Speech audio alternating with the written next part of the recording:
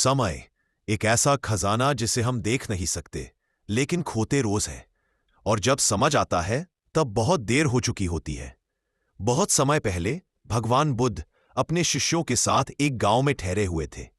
गांव के लोग उनके प्रवचनों से प्रेरणा लेते थे। एक दिन एक अमीर व्यापारी सेठ रतनक बुद्ध से मिलने आया। धन, दौलत, शोहरत सब कुछ था उसके पास, लेकिन भीतर से वह खाली था, बेचैन था, अशांत था। वह बुद्ध के चरणों में झुककर बोला, भगवान, मेरे पास समय नहीं है। आपके पास बैठूं, ध्यान करूं, इतनी फुर्सत नहीं। क्या मैं बाद में आकर ज्ञान प्राप्त कर सकता हूं? बुद्ध मुस्कराए और बोले, रतनक, क्या तुम मेरे लिए सिर्फ एक छोटा सा काम कर सकते हो? सेठ बोला, हाँ भगवान, जो कहे।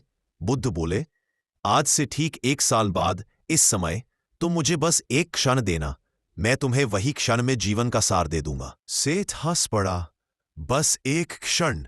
वो तो मैं कभी भी दे सकता हूं। वक्त बीतता गया, सेठ अपनी दुनिया में खो गया। धन बढ़ता गया, लेकिन खालीपन भी। वह सोचता रहा, अभी व्यस्त हूं, 1 साल बाद तो है ही बुद्ध से मिलने का समय। पर समय, वो कभी किसी के लिए रुकता है क्या? वो समय कभी नहीं रुकता है। जाओ, बुद्ध को बुलाओ, मेरा वादा बाकी है। थोड़ा भावनात्मक स्वर में बुद्ध आए, सेठ के पास बैठे। सेठ कांपती आवाज में बोला, भगवान, वो क्षण, वो ज्ञान अब दे दीजिए। बुद्ध ने उसका हाथ पकड़ा, रत्नक, वो क्षण कभी था ही नहीं। जो क्षण था तुमने खो दिया। जीवन इसी क्षण में था और तुम उस क्षण को कल में टालते गए। अब वो क्षण भी नहीं रहा और तुम भी नहीं रहोगे। सेठ की आंखों से आंसू बह निकले। उसने धीरे धीरे अपनी आंखें मूंद ली। बुद्ध ने अपने शिष्यों से कहा, जीवन का सबसे बड़ा सत्य यह है कि समय कभी लौटकर नहीं आता।